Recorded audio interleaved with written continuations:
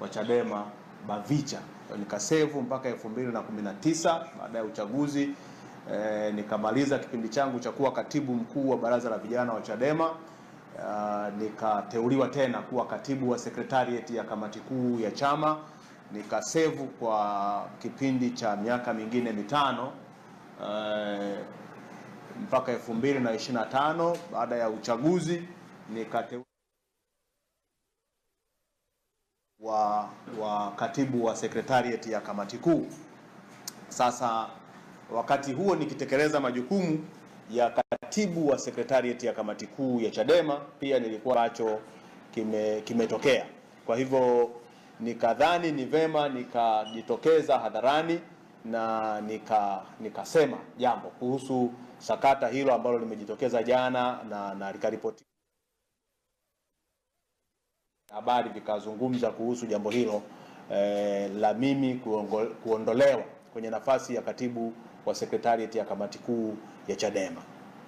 Sasa kwanza niseme ni kweli kwamba nimeondolewa kwenye nafasi ya katibu wa secretariat ya kamati kuu ya Chadema, na niwape comfort watu wengi ambao wanaamini kwamba Julius Mwita ameumia sana kuondolewa kwenye nafasi ya katibu wa secretariat ya kamati kuu ya Chadema, kwamba sijaumia kuondolewa kwenye nafasi ya katibu wa secretariat ya Chadema.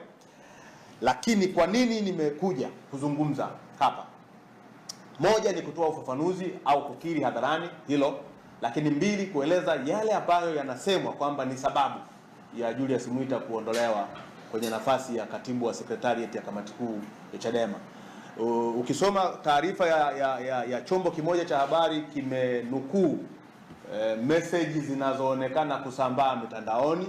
G55 liliundwa linapinga msimamo wa chama kuhusu no reform no election, na kwamba huu kupinga msimamo wa chama ni usaliti, ni uhaini, au watu wanatakiwa wafukuzwe wanachama na mambo mengi kama haya. Kwa hiyo nikasema ni muhimu haya mambo yakawekwa sawa. Kwanza niseme mimi sijaondolewa kwenye nafasi yangu kwa sababu ya hizo message. Mimi nimeondolewa kwa sababu ya chuki, ubinafsi, visasi, hasira, uchungu na vinyongo ambavyo vipo kwenye uongozi wa sasa wa Chadema. Kwa kipindi cha miezi miwili naweza nikasema ambacho nimetumika mwaka huu kama katibu wa secretariat tangu tarehe 21 imepita Januari, mimi binafsi nilikuwa kama yatima. Yaani unaishi kama yatima, unaishi na watu ambao unaona moja hawakuamini, mbili wanakutreat kama mtoto wa kambo, mtu ambaye hufai kuwepo sehemu fulani, upo kwa sababu ya labda umependelewa au kuna mtu anakubeba, huna uwezo. Kwa hiyo kulikuwa na treatment ambayo haikuwa sawa sawa. Na niwakumbushe nyinyi waandishi wa habari, na mnakumbuka na wanachadema wanakumbuka, kwenye kikao cha kamati kuu ya Chadema kilichokaa tarehe 10 na 11 Machi makao makuu ya chama, mimi nilikuwepo kwenye kikao cha tarehe 10 Machi. Zilipotoka picha za Mwita yuko kwenye kikao cha kamati kuu ya Chadema, Mwita alitukanwa nchi nzima. Huyu mtu anafanya nini kwenye kamati kuu? Huyu ni msaliti. Nikajiuliza maswali mengi sana. Hivi kwa sababu tu Julius Mwita alionekana kuwepo kwenye uongozi wa chama uliopita uliokuwa unaongozwa na Freeman Mbowe, huyu mtu amekuwa mbaya kiasi hicho? Wakazungumza mengi sana Twitter, Clubhouse, kwenye magrupu ya WhatsApp. Wengine wakajikusanya wakatengeneza petition kwamba hawamtaki Julius Mwita kwenye vikao vya kamati kuu. Kwa hiyo nataka watu wajue kwamba Julius Mwita hajaondolewa kwa sababu eti anapinga no reform no election. Mwita ameondolewa kwa sababu imesemwa kwamba huyu ni mtu mbaya sana, na ubaya wa Mwita hakuna anayeweza kusema. Yako mengi yanazungumzwa ambayo hayana ushahidi. Mojawapo ni kwamba Mwita aliharibu chaguzi za chama, chaguzi ambazo zimewaweka wengine madarakani. Zilizoharibiwa ni zipi? Na for your information, yuko mtu mwingine atafukuzwa hivi karibuni kwa sababu ya chuki tu hizi. yuko mtu mwingine atafukuzwa.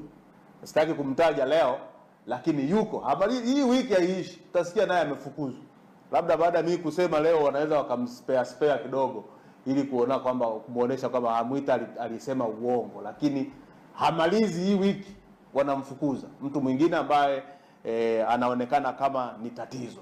Na hata sasa hivi tunavyozungumza wako wajumbe wa kamati kuu ambao walikuwa na mwelekeo wa kuunga mkono Freeman Mbowe wanashughulikiwa sawa sawa kwenye kundi la kamati kuu la WhatsApp.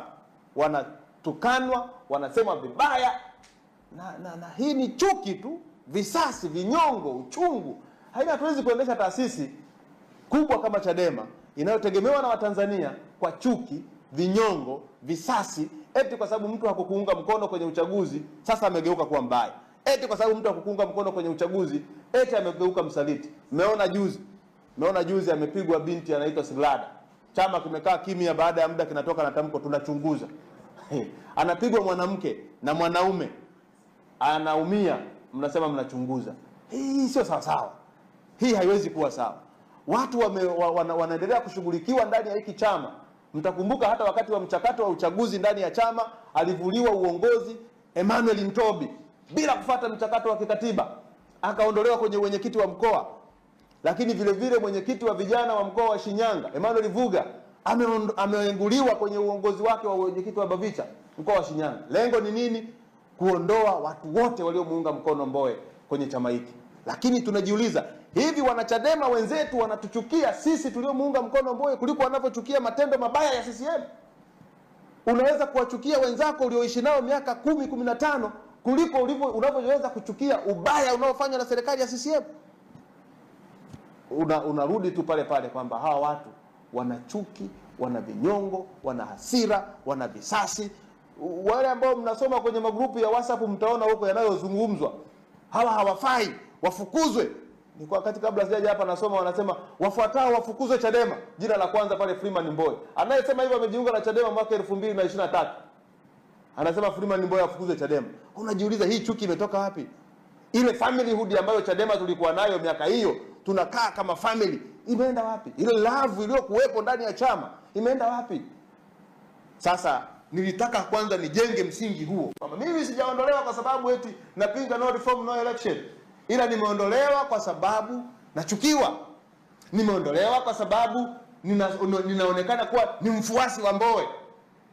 Sasa Mbowe leo amekuwa mtu mbaya sana kwa Chadema kiasi hicho. Sasa yako mambo nitayasema hapa yatakayoonyesha kwamba hii ni chuki tu wala hamna kitu kingine. Kwa hilo ikabidi niliseme hivyo. Lakini jambo la pili, mimi msimamo wangu kuhusu no reform no election binafsi